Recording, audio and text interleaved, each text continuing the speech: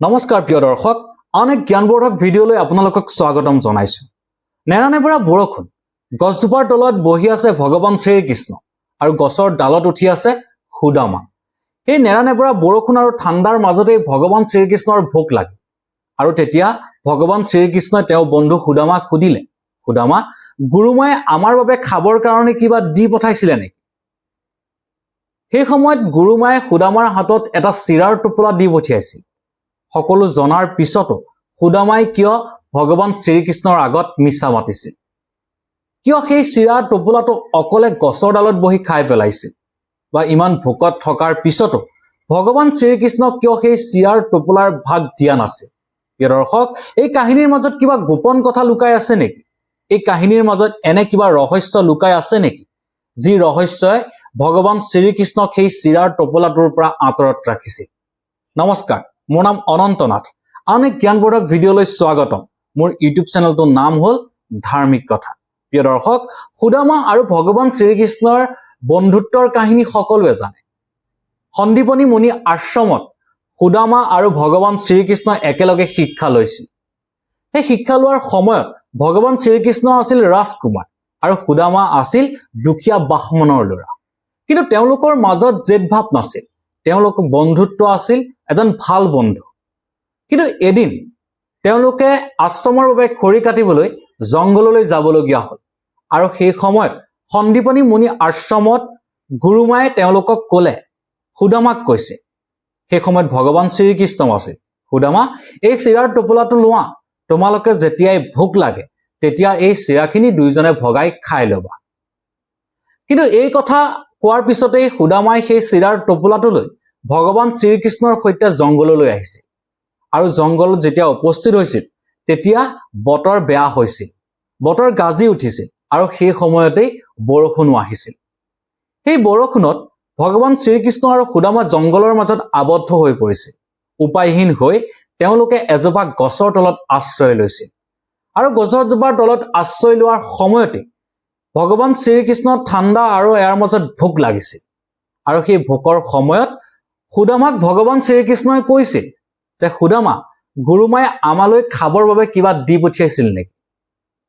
আৰু সেই কোৱাৰ সময়তে সুদামাই মনত তিনিটা প্ৰশ্ন উদয় হৈছিল। ভগৱান শ্ৰীকৃষ্ণৰ ইমান প্ৰিয় বন্ধু হোৱাৰ পিছতো সেই চিৰাৰ টোপোলাটোৰ ভাগ কিয় দিয়া নাছিল? ইয়াৰ প্ৰথম কথাটো হ'ল লাজ। অৰ্থাৎ মাখন খোৱা শ্ৰীকৃষ্ণই এই শুকান চিৰা খাব নেকি বুলি ভাবি সুদামাই লাজ কৰিছিল আৰু সুদামাক হাঁহিব বুলি সেই চিৰা টোপোলাটো সুদামাই ভগৱান শ্ৰীকৃষ্ণক ভাগ দিয়া নাছিল। ২ নম্বৰ কথাটো হ'ল সংকোচ। গুৰুমাই এই টোপোলাটো মোৰ বাবেহে দিছে, এই টোপোলাটোত মোৰ অধিকাৰ আছে বুলি সুদামাই ভাবি লৈছিল। আৰু তৃতীয় কথাটো হ'ল লোভ আৰু দুৰ্বলতা। সুদামাই ভাবিছিল, মই দুৰ্বল, মই ব্ৰাহ্মণৰ ল'ৰা, দুখীয়া ব্ৰাহ্মণৰ ল'ৰা আৰু মই দুৰ্বল। কিন্তু ভগৱান শ্ৰীকৃষ্ণ হৈছে ৰাজকুমাৰ, সি মাখন ঘিউ আদি ৰাজকুমাৰ ৰাজভোগ কৰি থাকিব পাৰে, সেইকাৰণে তাৰ গাত শক্তি আছে, সেয়েহে মই এই টোপোলাটোৰ ভাগ কেতিয়াও ভগৱান শ্ৰীকৃষ্ণক নিদিওঁ। প্ৰিয় দৰ্শক, সেই ঘোৰ জংঘলৰ মাজত লাজ আৰু লোভৰ বশৱৰ্তী হৈ সুদামাই ভগৱান শ্ৰীকৃষ্ণৰ পৰা গুৰুমাই দি পঠিয়া সেই চিৰা টোপোলাটো লুকুৱাই ৰাখিছিল আৰু গছৰ ডালত উঠি ভগৱান শ্ৰীকৃষ্ণৰ ওপৰত গছৰ ডালত উঠি সুদামাই সেই চিৰা টোপোলাটো বৰষুণত খাইছিল। প্ৰিয় দৰ্শক, ভগৱান শ্ৰীকৃষ্ণ হৈছে সৰ্বজ্ঞানী। ভগৱান শ্ৰীকৃষ্ণই সেই চিৰাৰ টোপোলাটোৰ কথা গম পাইছিল আৰু সুদামাই সেই চিৰাৰ টোপোলাটো লুকুৱাই থোৱা কথাও ভগৱান শ্ৰীকৃষ্ণই বুজি পাইছিল। কিন্তু সেই সময়ত ভগৱান শ্ৰীকৃষ্ণই সুদামা বা নিজৰ বন্ধুক এষাৰো টানকে শব্দ কোৱা নাছিল। বৰঞ্চ সেই সময়ত ভগৱান শ্ৰীকৃষ্ণৰ দুখ লাগিছিল, ভগৱান শ্ৰীকৃষ্ণৰ বেয়া লাগিছিল। ভগৱান শ্ৰীকৃষ্ণৰ দুচকুৰ পৰা চকুপানী ওলাই আহিছিল। বন্ধুৱে চিৰা নিদিয়াৰ বাবে শ্ৰীকৃষ্ণই কনা নাছিল, বন্ধুৱে লাজ আৰু সংকোচত নিজৰ প্ৰেম লুকুৱাই থোৱাৰ বাবে শ্ৰীকৃষ্ণৰ দুচকুৰে চকুলো নিগৰি আহিছিল। কিন্তু সেই সময়ত ভগৱান শ্ৰীকৃষ্ণৰ পৰা সেই চিৰাৰ টোপোলাটো লুকুৱাই ৰাখা আৰু সেই চিৰাৰ টোপোলাটো নিদি অকলে খাই থকা সুদামাৰ ক্ষেত্ৰত বহুলোকে ভাবিছিল ইয়াক গুৰুদোষ বা বন্ধুৰ প্ৰতাৰণাৰ বাবেই সুদামাই পৰৱৰ্তী জনমত নানা দুখ ভুগিবলগীয়া হৈছিল। কিন্তু ইয়াৰ মাজতো কিছুমান গোপন কথা লুকাই আছে। প্ৰিয় দৰ্শক, সেই গোপন কথাসমূহৰ বিষয়ে এবাৰ আমি আলোচনা কৰিম। প্ৰিয় দৰ্শক, সন্দীপনী মুনিৰ আশ্ৰমত থকাৰ পিছত বা সন্দীপনী মুনিৰ আশ্ৰমত থকাৰ সময়ত ভগৱান শ্ৰীকৃষ্ণক সুদামাই সেই চিৰামুঠি নিদিয়াৰ বাবে সুদামাই দৰিদ্ৰ জীৱন কটাবলগীয়া হৈছিল নেকি? না ইয়াৰ মাজতো কিবা গোপন কথা লুকাই আছে? সেই তেতিয়া দিনৰ কথা যেতিয়া ভগৱান শ্ৰীকৃষ্ণ দ্বাৰকাৰ ৰজা আছিল আৰু সুদামা আছিল ভিক্ষাৰী, অৰ্থাৎ আনৰ ঘৰত খুজি মাগি নিজৰ জীৱন অতিবাহিত কৰিছিল সুদামাই। সেই সময়ত সুদামাক তেওঁৰ পত্নীয়ে ক'লে যে দ্বাৰকাৰ ৰজা শ্ৰীকৃষ্ণ আপোনাৰতো বাল্যকালৰ বন্ধু হয়, তেওঁৰ ওচৰলৈ যাওক আৰু আমাৰ দৰিদ্ৰতাৰ কথাসমূহ তেওঁৰ আগত বৰ্ণনা কৰক, তেওঁ নিশ্চয় আপোনাৰ এই দুখৰ কথা বুজি পাব। কিন্তু সেই সময়ত সুদামাই বুজি পাইছিল যে ভগৱান শ্ৰীকৃষ্ণ বা বন্ধুৰ ওচৰলৈ যাওঁতে খালী হাতে যাব নোৱাৰি, সেয়েহে বন্ধুলৈ মই কিবা এটা বা কিবা এমুঠি লৈ যাব লাগিব। কিন্তু সেই সময়ত সুদামাৰ ইমানেই দৰিদ্ৰ আছিল, সুদামাৰ ঘৰত এমুঠিও চাউল নাছিল আৰু পত্নী আৰু সুদামাই সেই সময়তে ওচৰ চুবুৰীয়াৰ পৰা খুজি মাগি এমুঠি চাউল যোগাৰ কৰিছিল আৰু সেই চাউল মুঠি লৈয়ে সুদামাই ভগৱান শ্ৰীকৃষ্ণ অৰ্থাৎ দ্বাৰকালৈ যাত্ৰা কৰিছিল। দ্বাৰকাৰ গেটত সুদামা উপস্থিত হোৱাৰ লগে লগে দুজন গেট প্ৰহৰীয়ে সুদামাক দেখি নিন্দা কৰিছিল, অৰ্থাৎ সুদামাক সুধিছিল আপুনি দ্বাৰকালৈ কিয় আহিছে, এই ফটা বস্ত্ৰ পিন্ধি আপোনাৰ দ্বাৰকাত কি কাম আছে? তেতিয়া সুদামাই কৈছিল যে দ্বাৰকাধীশ অৰ্থাৎ ভগৱান শ্ৰীকৃষ্ণ তেওঁ বাল্যকালৰ বন্ধু আৰু বন্ধু হিচাপে তেওঁ ভগৱান শ্ৰীকৃষ্ণক লগ কৰিবলৈ আহিছে। কিন্তু সেই সময়ত সেই দুজন প্ৰহৰীয়ে সুদামাক নিন্দা কৰিছিল, হাঁহিছিল। কিন্তু সুদামাই সকলো কথা বুজি পাইছিল যে ভগৱান শ্ৰীকৃষ্ণই যদি সুদামা অহাৰ কথা গম পায় তেতিয়াহ'লে ভগৱান শ্ৰীকৃষ্ণ নিশ্চয় ৰাজসভাৰ পৰা তেওঁক লগ কৰিবলৈ আহিব। আৰু তেনেকুৱাই হৈছিল। যেতিয়া ভগৱান শ্ৰীকৃষ্ণই গম পাইছিল যে তেওঁ বাল্যকালৰ বন্ধু সুদামা আহি গেটৰ ওচৰত ৰখি আছে, তেতিয়া সুদামাক লগ কৰিবলৈ ভগৱান শ্ৰীকৃষ্ণ খালী ভৰিৰে দৌৰি আহিছিল গেটৰ ওচৰলৈ। আৰু এই দৃশ্য দেখি প্ৰজাসকলে আচৰিত হৈছিল, এইজন ভিক্ষাৰী সুদামাক ভগৱান শ্ৰীকৃষ্ণই লগ কৰিবলৈ আহিছে, কেনেকুৱা বন্ধুত্ব হ'ব লাগিব তেওঁলোকৰ মাজত। প্ৰিয় দৰ্শক, এইখিনিতে এটা ডাঙৰ প্ৰশ্ন হয়, ভগৱান শ্ৰীকৃষ্ণই কোটি টকা উপহাৰ বিচাৰে নে এটা সঁচা মনৰ বন্ধুত্ব বিচাৰে? এই কথা আমি ভগৱান শ্ৰীকৃষ্ণ আৰু সুদামাৰ কাহিনীৰ পৰাই ভালদৰে বুজিব পাৰোঁ। আৰু ভগৱান শ্ৰীকৃষ্ণই যেতিয়া সুদামাৰ এই অৱস্থা দেখিলে তেতিয়া সুদামাক তেওঁ ৰাজসভালৈ লৈ গ'ল, অৰ্থাৎ ৰাজমহলৰ ভিতৰলৈ লৈ গ'ল। কিন্তু যেতিয়া সুদামা ৰাজমহলৰ ভিতৰত প্ৰৱেশ কৰিছিলে তেতিয়া সুদামাৰ ভৰি ধুৱাবলৈ লওঁতে ভগৱান শ্ৰীকৃষ্ণৰ চকুপানী নিগৰি আহিছিল আৰু সেই চকুপানী নিগৰি সুদামাৰ ভৰিত পৰিছিল আৰু ভগৱান শ্ৰীকৃষ্ণৰ চকুপানীয়ে সুদামাৰ ভৰি দুখন স্পৰ্শ কৰিছিল আৰু ধুৱাই পেলাইছিল। প্ৰিয় দৰ্শক, ইয়াৰ পিছত ভগৱান শ্ৰীকৃষ্ণই সুদামাক সুধিছিল যে বন্ধু, মোৰ ভাবি মানে মোৰ বৌৱে তোমাৰ হাতত মোৰ বাবে কি দি পঠিয়াইছে? প্ৰিয় দৰ্শক, সেই সময়তো সুদামাই লাজ পাইছিল, অৰ্থাৎ লাজত সুদামাই সেই চিৰাৰ টোপোলাটো বা চাউলৰ টোপোলাটো কঁকালৰ পৰা আঁতৰ কৰি লুকুৱাবলৈ চেষ্টা কৰিছিল। কিন্তু ভগৱান শ্ৰীকৃষ্ণই থাপ মাৰি টোপোলাটো কাঢ়ি ল'লে আৰু অতি হেঁপাহেৰে সেই চিৰা মুখত ভৰালে।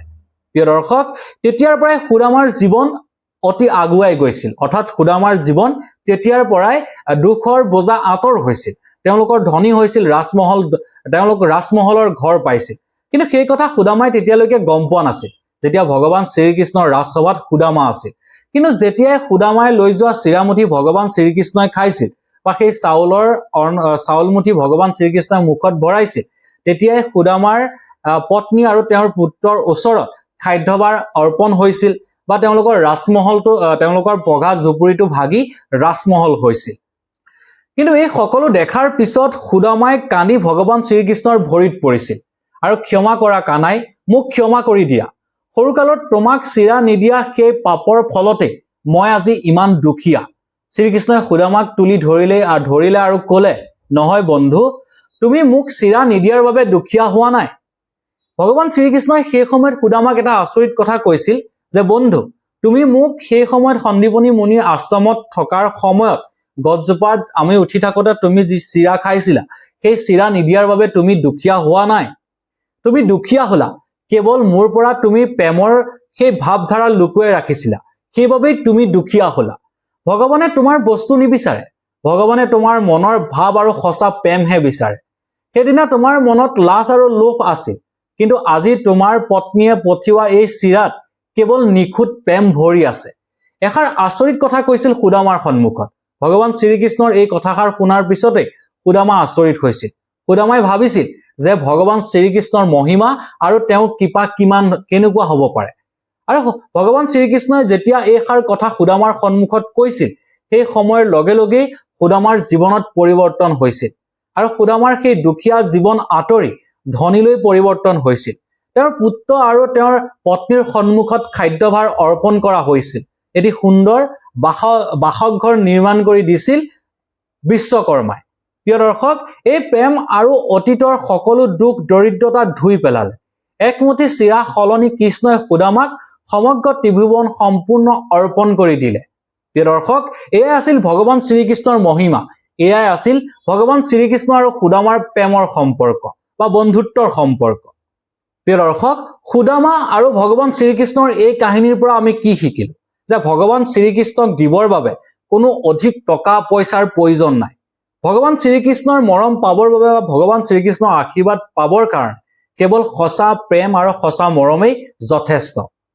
আনহাতে লাজ আৰু অহংকাৰে বন্ধুত্বৰ সীমাৰ পৰা দূৰত ৰাখে সেয়েহে মনৰ পৰা লাজ আৰু অহংকাৰ দূৰ কৰিব লাগে যেনেদৰে সুদামা আৰু ভগৱান শ্ৰীকৃষ্ণৰ যি বাল্যকালৰ সময়ত সুদামাই লাজ আৰু অহংকাৰ কৰিছিল বা গৰ্ব কৰিছিল সেইবাবেই তেওঁ দৰিদ্ৰতা জীৱন পাৰ কৰিবলগীয়া হৈছিল আৰু মনৰ পৰা লাজ আৰু অহংকাৰ দূৰ কৰাৰ পিছতে এমুঠি চাউলেই সুদামাক ধনী বা অতি ধনী কৰি তুলিছিল প্ৰিয় দৰ্শক এই সুদামা আৰু ভগৱান শ্ৰীকৃষ্ণৰ কাহিনীৰ পৰা আপোনালোকে কি শিকিলে নিশ্চয় আমাক কমেন্ট কৰি জনাব বুলি আশা কৰিলো প্ৰিয় দৰ্শক এনে ভিডিঅ' পাবলৈ আমাৰ ইউটিউব চেনেল ধাৰ্মিক কথা লাইক শ্বেয়াৰ আৰু সাবস্ক্ৰাইব কৰিব আনহাতে আমাৰ এই বেল আইকনটো টিপি ল'ব বুলিও আশা কৰিলো পৰৱৰ্তী আৰু নতুন এটা ভিডিঅ' লৈ আমি আপোনালোকক পুনৰ লগ পোৱাৰ আশাৰে আজিলৈ বিদায় লৈছো ধন্যবাদ